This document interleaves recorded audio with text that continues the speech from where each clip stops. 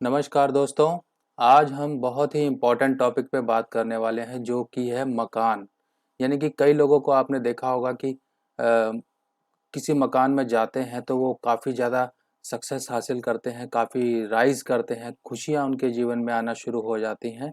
और कई बार ऐसा भी देखा जाता है कि कुछ लोगों ने मकान बनाना शुरू किया या नए मकान में जाके रहने लगे, तब उनके लाइफ में न जाने कहाँ-कहाँ से प्रॉब्लम्स आना शुरू हो गई। देखिए लाल किताब में किस तरह के लोगों को यानी कि किस तरह के टेबे वालों को जो है मकान कइयों को फलता है, कइयों को मुसीबतें देता है, ये सारी व्याख्या और वर्णन लाल किताब में किया गया है। तो आज हम इसी पोस्ट को मकान के ऊपर पूरे डिस्कस करने वाले हैं कि किन लोगों को मकान फलेगा और किन लोगों को नहीं फलेगा। क्योंकि कई लोग जो है मकान बनाने की सोचते हैं, कई लोग चाहते हैं कि मकान हो, क्योंकि देखिए रोटी, कपड़ा और मकान ये 3 चीज़ें इंसान की बुनियादी चीज़ें हैं। अगर यही इनमें से एक भी चीज़ मिसिंग हो, एक भी चीज़ इंसान के पास ना हो, तो इंसान अपने आप को इनकम्प्लीट ही समझता है। तो मगर कई बार ऐसा देखने में आया जाता है कि इंसान तो काफ़ी पैसा आ गया उसके पास, पर उसने जैसे ही मकान बनाया या मकान संबंधी कुछ छेड़छाड़ की, तब उसके जीवन में, उसके परिवार में कई तरह की जो है दिक्कतें आना शुरू हो जाती हैं। तो सबसे पहले हमें अपनी कुंडली में बैठे ग्रहों को समझना होगा कि क्या वो हमको ये परमिशन दे रहे हैं कि हम अपने मकान में रह सकते हैं या नहीं। ये समझना बहुत ज़रूरी है। तो दोस्तों आगे बढ़ते हैं और चलिए समझते हैं। देखिए सबसे पहले आगे बढ़ने से पहले मैं आपको बता दूं कि मकान क्या चीज़ है। अगर हम मकान का द्वार समझें यानी कि एंट्रेंस समझें, जो एंट्रेंस होगी वो मंगल की होगी, और जो चौखट होगी, जो दहलीज होगी, दहलीज जिसे हम कहते हैं, वो दहलीज राहु की होगी, और जो दीवारें होंगी वो शनि की होंगी, और जो छत होगी वो भी राहु की होगी।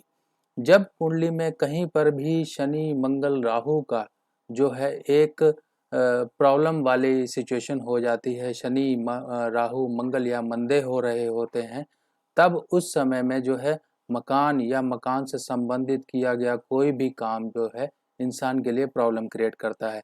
पर इसके अलावा लाल किताब में एक चीज़ और समझाई गई है कि अगर किसी की कुंडली में कुछ ग्रह, जैसे मैं यहाँ पे पूरा वर्णन करने वाला हूँ कि कौन सा ग्रह अगर किस खाना में हो, तो इंसान को कौन से मुखी मकान में नहीं रहना चाहिए।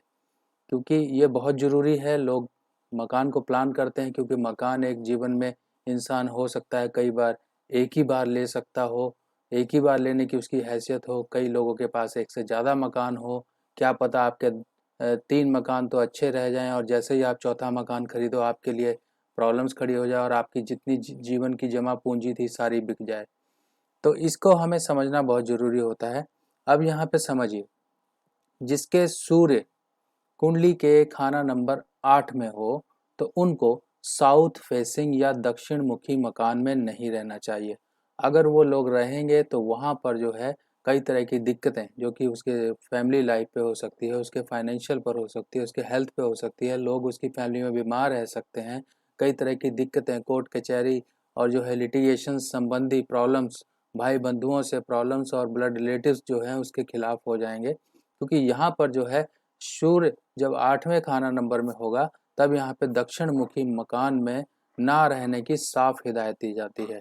इसके अलावा अगर मंगल बद हो, मंगल बद कब होगा? जब मंगल दुश्मन ग्रहों के साथ होगा। मंगल जब कहीं पर भी अपने दुश्मन ग्रहों के साथ होगा तो मंगल बद होगा। इसकी मैंने एक सेपरेट पोस्ट भी बना रखी है, आप वो पोस्ट वीडियो देखकर भी समझ सकते हैं मंगल बद की क्या कंडीशंस होती हैं, कब ये बच जाता है मंगल बद होने से।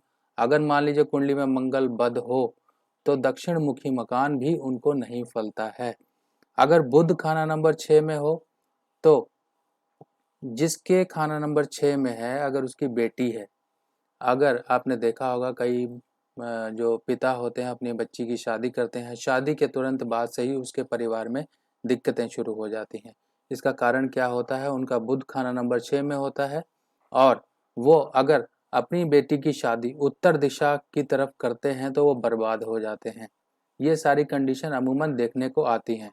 अब इसके साथ साथ अगर शनि खाना नंबर 3 में हो, तब क्या होगा? पूर्व व या फिर पूर्व या दक्षिण मुखी मकान उनके लिए कभी नहीं फलता है और वो प्रॉब्लम्स देता है। अब इसके अलावा अगर शुक्र खाना नंबर 3 में हो, मंगल और बुध भी मंदे हो रहे हो, तो ऐसे इंसानों को अपना मकान नहीं बनाना चाहिए। मैं आगे आपको टिप्स भी दूंगा कि कैसे हम इनका अल्टरनेट भी मेथड है कि हम किस तरीके से आगे बढ़ सकते हैं। पर यहाँ पर साफ हिदायत दी जाती है, आपकी इन्वॉल्वमेंट या फिर आपके द्वारा किया हुआ काम, आपकी मलकियत उस मकान में नहीं होनी चाहिए। अब इसके साथ साथ अगर शनि 11 में है, शनि 11 में है तो दक्षिण मुखी मकान उनके लिए भी अच्छा नहीं रहेगा। अगर राहु खाना नंबर 8 में हो किसी की भी कुंडली में, तो वह दक्षिण में रसोई अगर बनाते हैं तो उनके लिए उनके घर में बहुत ज़्यादा प्रॉब्लम शुरू हो जाती है। देखिए, मकान तो उनको किसी तरीके से फल गया, अब जैसे ही उन्होंने अपने घर के अंदर फर्दर कंस्ट्रक्शन की या फिर दक्षिण की दीवार की तरफ रसोई वगैरह बनाई, तो वहाँ पर उनके लिए प्रॉब्लम्स आना शुरू हो जाएंगी। अब केतु अगर खाना नंबर किसी के 3 में हो, तो दक्षिण के मकान में औलाद संबंधी विघ्न आते हैं। अगर किसी के केतु खाना नंबर 3 में है और उसने मकान बनाया और उस मकान में न्यूली मैरिड कपल गए या फिर जो है बाल बच्चोदार इंसान उसके अंदर जाता है, तो उसकी औलाद संबंधी दिक्कतें उसको काफ़ी ज़्यादा फेस करनी पड़ सकती है। औलाद निकम्मी हो सकती है, औलाद को कोई हेल्थ इश्यूज हो सकते हैं, औलाद के लिए प्रॉब्लम्स क्रिएट हो जाती हैं। ये चीज़ों का खासकर ध्यान रखना होता है। अब इसके अलावा शनि को जो है मकान से देखा जाता है, क्योंकि मकान बिना दीवारों के नहीं खड़ा हो सकता है। तो शनि को लाल किताब में कई घरों में जो है हर एक घर के हिसाब से शनि को समझाया गया है कि अगर शनि इस खाना में है तो ये चीज़ें आप ये घर ना बनाएं, ये मुखी आपके लिए घर नहीं रहेगा, या फिर घर कब बनेगा, ये चीज़ें अब हम समझते हैं शनि को लेकर। अगर मान लीजिए शनि खाना नंबर 3 में है, तो लाल किताब में लिखा गया है 2 कुत्ते पालें तब मकान बनेगा। अब 2 कुत्ते या तो आप गली के कुत्ते पाल सकते हैं, या तो अपने कुत्ते जो हैं आप रख सकते हैं, या फिर आपके पास ये कंडीशन नहीं है तो आप साला या दोते की सेवा करें। ठीक है, तब जो है शनि की कृपा खाना नंबर 3 वाले के लिए मकान बनने के योग बनाएगी। अगर खाना नंबर 4 में हो और इंसान मकान बनाता है, शनि अगर खाना नंबर 4 में हो तो मकान की शुरुआत करता है, मकान में तोड़ फोड़ करता है, तो उसका सीधा का सीधा इन नेगेटिव इम्पैक्ट उसकी माता पे जाता है और साथ साथ उसके परिवार में भी कई तरह की दिक्कतें आनी शुरू हो जाती हैं। कई तरह के आपने लोग देखे होंगे जो मकान बनाना शुरू करते ही हैं तो किसी तरह की लिटिगेशन शुरू हो जाती हैं, कहीं से बैर विरोध शुरू हो जाता है, हो सकता है अड़ोसी पड़ोसी ही प्रॉब्लम करना शुरू कर दें। तो ये सब चीज़ें खाना नंबर 4 शनि वाले के लिए अमूमन देखने को मिलती हैं। अगर खाना नंबर 5 में अगर शनि है तो खुद बनाया मकान औलाद की कुर्बानी लेगा। अब ऐसे केस में क्या होता है कि जिसके खाना नंबर 5 में शनि है, तो जैसे ही मकान बनाएगा या मकान उसका तैयार हो गया, जैसे ही मकान में रहना शुरू करेगा, तो वो औलाद पर उसके मंदा बहुत बुरा इफेक्ट डालेगा। तो यहाँ पर लाल किताब में ये तक लिखा गया है कि वो औलाद की कुर्बानी लेगा। अब इसके लिए एक उपाय भी बताया गया कि अगर औलाद की कुर्बानी लेगा 5वें नंबर खाना नंबर वाले ने, शनि जिसके खाना नंबर 5 में उसने मकान बना ही लिया है और औलाद पे दिक्कतें आ रही हैं, तो यहाँ पे शनि का जो कारक जानवर है भैंसा, वो दान उसको करना होगा। अगर वो दान करता है तो शनि का जो नेगेटिव इफेक्ट है उससे वो बच सकता है।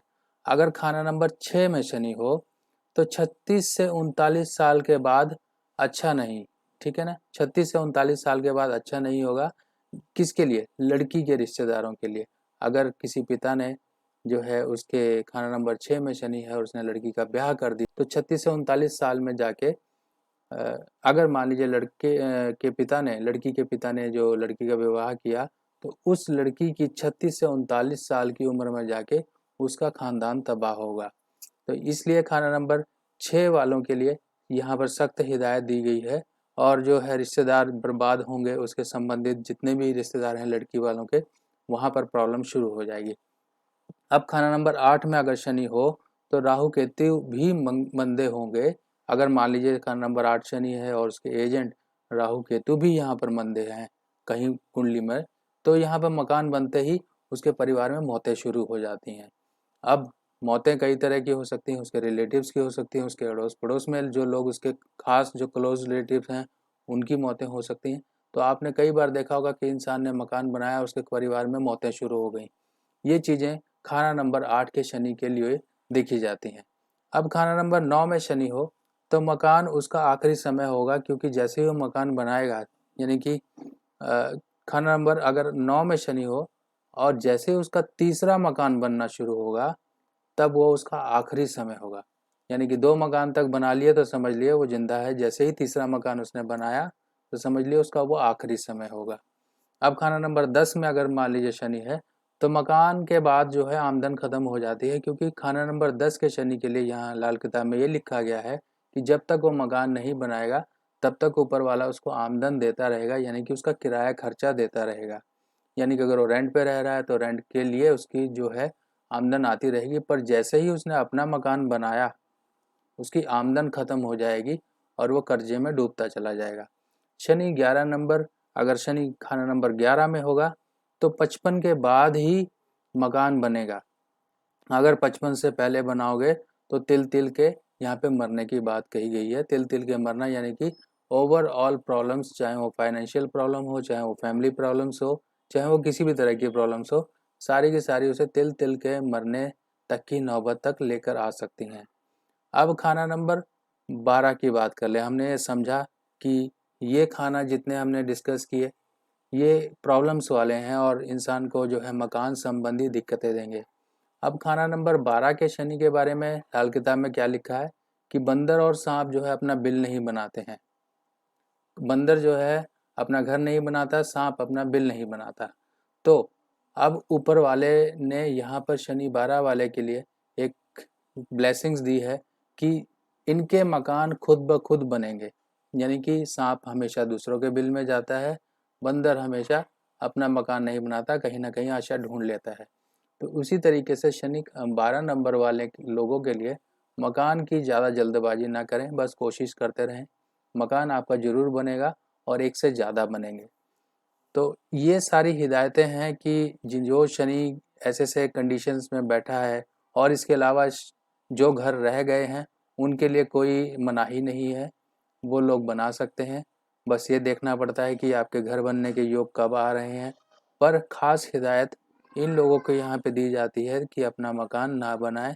अगर मकान बनाना ही पड़े तो जो है अपने नाम पर किसी भी तरह की उसमें इन्वॉल्वमेंट ना रखें। अपनी वाइफ के नाम से बना सकते हैं उसका टेवा चेक करा के, या फिर किसी और जो है बच्चे के नाम से या किसी के नाम से आप बना सकते हैं। पर आपके लिए जो हिदायत दी गई है कि आपको नहीं बनाना है तो कभी नहीं बनाना है उस समय तक जब तक के लिए आपके लिए मनाही की गई है। तो दोस्तों, आई होप आप लोगों को ये पोस्ट पसंद आई होगी और आप लोगों को मकान संबंधी कन्फ्यूजन्स भी आपकी क्लियर हुई होंगी। बाकी आगे कुछ लोगों को जो है दिक्कत आ रही है बेणी माधव के वॉल्यूम्स लेने में, शायद कोई और बुक्स ही उनके पास आ रही है।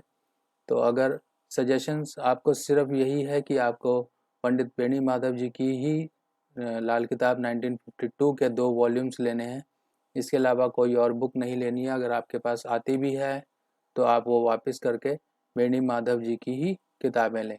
अगर आपको नहीं मिल पा रही हैं तब आप कांटेक्ट कर सकते हैं, आपके एड्रेस पे किताबें भेज दी जाएंगी। यहाँ से मैं खुद अरेंज करा के आपके एड्रेस पे भिजवा दूंगा। बाकी दोस्तों, आप लोगों का बहुत ही सपोर्ट और प्यार मिल रहा है और मैं यही चाहूँगा कि आप लोगों का ऐसे सपोर्ट प्यार मिलता रहे।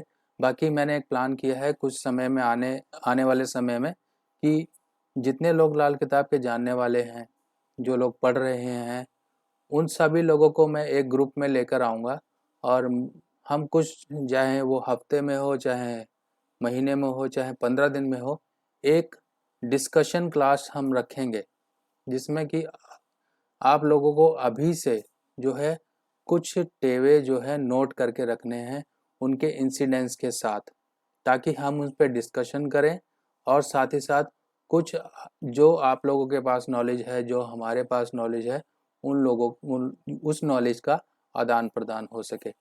तो ये एक बहुत ही अच्छा स्टेप है। कई लोगों ने मुझे सजेस्ट किया तो ये बात मुझे जायज़ भी लगी और इसका कोई चार्ज नहीं होगा, कोई फीस नहीं होगी, सब ये फ्री होगा। बस ये है कि नॉलेज कैसे हम एक दूसरे में बांट सकें, कैसे हो सकता है कि आपके पास कोई नॉलेज हो और हमारे ग्रुप में और भी लोग हैं, उस नॉलेज का फ़ायदा उठा सकते हैं। और साथ ही साथ जब आप लोग डिस्कस करोगे तो मैं भी अपने आइडियाज़ और इनपुट्स डालूंगा, लाल किताब संबंधी सिद्धांतों पे हम बात करेंगे। तो ये सब चीज़ें बहुत ही अच्छी होने वाली हैं। बाकी हमेशा अपने दिमाग में याद रखना, मेरे गुरुजी भी यही कहते हैं कि लाल किताब उसी को आएगी जिसका मन साफ होगा। चोरी और ठगी या फिर ज्योतिष के द्वारा किसी को ठगना, अगर इसके मन में ये चीज़ होगी, लाल किताब उसको ज़िंदगी भर नहीं आ सकती है। तो हमेशा अपना मन और दिल साफ रखें। लाल किताब अपने आप आपको जो है आत्मज्ञान कराएगी, अपने आप आपको जो है जिज्ञासा आपकी बढ़ाएगी, आपको ऑटोमेटिकली जो कंसेप्ट्स हैं वो क्लियर होने शुरू होंगे। बाकी नेक्स्ट पोस्ट में फिर मिलेंगे, तब तक के लिए मुझे इजाज़त दीजिए। नमस्कार।